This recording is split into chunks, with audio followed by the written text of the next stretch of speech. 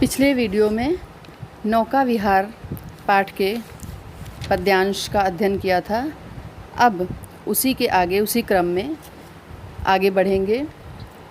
पिछले पद में कवि ने गंगा नदी में पड़ने वाली चंद्रमा की परछाई और तारों की सुंदरता का वर्णन किया था। अब कवि जब बीच धारा में पहुंच जाता है उस समय उसे कैसा प्रतीत होता है, ये यहाँ पर वर्णित है। जब पहुँची चपला बीच धार, चपला का अर्थ है नाव। बीच धार, बीच धारा में। जब गंगा नदी की बीच धारा में कवि की नाव पहुँचती है, छिप गया चांदनी का कगार। तो ऐसा लगता है कि जैसे चांदनी का कगार, चंद्रमा की किरणों को चांदनी कहा जाता है, परंतु यहाँ चांदनी से तात्पर्य गंगा के दोनों तट जो रेत से ढके हुए हैं, रात में चंद्रमा के प्रकाश में वो चांदी के समान चमक रहे हैं। कगार का अर्थ है तट, चांदनी का कगार, रूपक अलंकार। कवि कहता है कि जब नाव गंगा की बीच धारा में पहुँचती है तो वहाँ से चंद्रमा की चांदनी में चमकते हुए रेतीले तट छिप जाते हैं, स्पष्ट दिखाई नहीं देते हैं। दो बाहों से दूरस्थ तीर, धारा का कृश कोमल शरीर। दूरस्थ का अर्थ है दूर, बहुत दूर तक। दो बाहों से, बाहों से अर्थात प्रतीत होते हैं कि जैसे दो बाहें हैं, वो जो दो तट हैं गंगा के, दो किनारे इधर उधर फैले हुए, तो वो दोनों नायक की बाहें हैं। जो नायक धारा का कृश कोमल शरीर, धारा गंगा रूपी नायिका की दुबली पतली कोमल शरीर वाली उस धारा को आलिंगन करने के लिए, आलिंगन करना अर्थात गले लगाना, गले लगाने के लिए व्याकुल हो रहा है। दोनों किनारों को, मानवीकरण अलंकार है, दोनों किनारों को नायक की बाहों के रूप में चित्रित किया है। गंगा की धारा को दुबली पतली कोमल शरीर वाली नायिका के रूप में चित्रित किया है। तो यहाँ उपमा और मानवीकरण अलंकार है। अति दूर क्षितिज पर विटप माल, लगती भ्रू रेखा सी अराल। अति दूर, अत्यंत दूर। क्षितिज पर, जहाँ क्षितिज का अर्थ है जहाँ धरती आसमान मिलते हुए दिखाई दें। कवि कहता है कि विटप माल, वृक्षों की पंक्ति।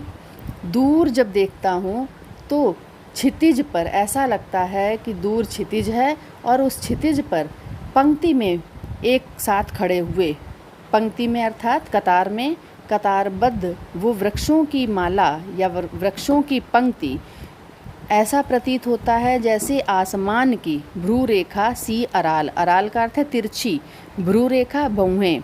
किसकी भौहें हैं? अपलक नभ, नील, नीले आसमान की, बड़े बड़े नेत्रों की, नयन विशाल, नीले आसमान के बड़े बड़े नेत्रों की तिरछी भौहें हैं।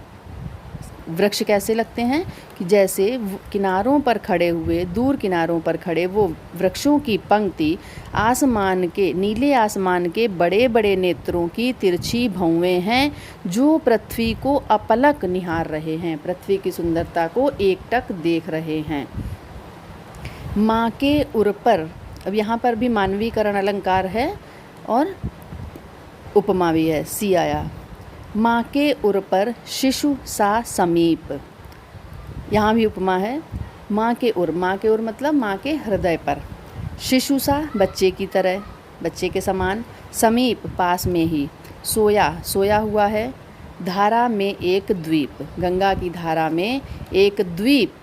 कभी जब नाव लेकर आगे बढ़ते हैं तो देखते हैं कि पास में ही एक द्वीप है उस धारा में, और उस द्वीप को क्या कहा कवि ने? बच्चे की समान।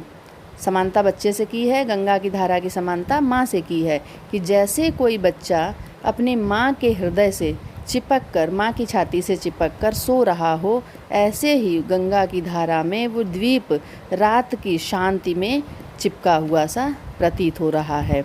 उर्मिल प्रवाह को कर प्रतीप, उर्मिल मीन्स लहरों के, और बहती हुई लहरों के प्रवाह को, बहाव को उल्टा कर रहा है। प्रतीप में उल्टा करना, उल्टा मोड़ रहा है। द्वीप से टकराकर लहरें मुड़कर दूसरा रास्ता बना लेती थीं। तो फिर से इसको एक बार देख लेते हैं पंक्तियों का अर्थ पूरा। कवि कहते हैं कि पास ही एक द्वीप है जो लहरों के प्रवाह को विपरीत दिशा में मोड़ रहा है, और गंगा की धारा के मध्य वह द्वीप देखकर ऐसा प्रतीत हो रहा था जैसे कोई छोटा बालक अपनी माता की छाती से चिपककर सो रहा हो। वह कौन विहग, प्रश्नवाचक चिन्ह। कवि प्रश्न करता है, पूछता है स्वयं से कि सोचने लगता है। स्वयं से पूछने का तात्पर्य यहाँ से कवि विचार करता है, सोचता है कि वो कौन है पक्षी उस रात में गंगा के ऊपर आसमान में जब देखता है तो आसमान में उसे एक पक्षी उड़ता दिखाई देता है।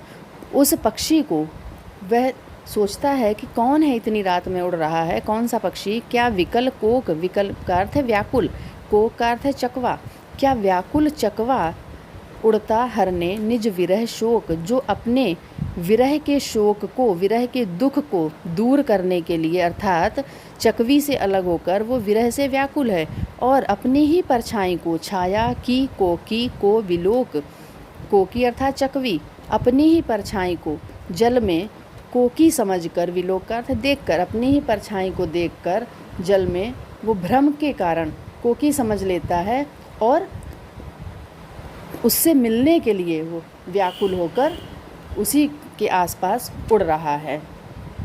तो यहाँ इस पद्यांश में कवि की जो सूक्ष्म कल्पना है, बहुत ही सूक्ष्मता से कवि ने यहाँ वर्णन किया है, तो उस सूक्ष्मता का परिचय यहाँ मिलता है।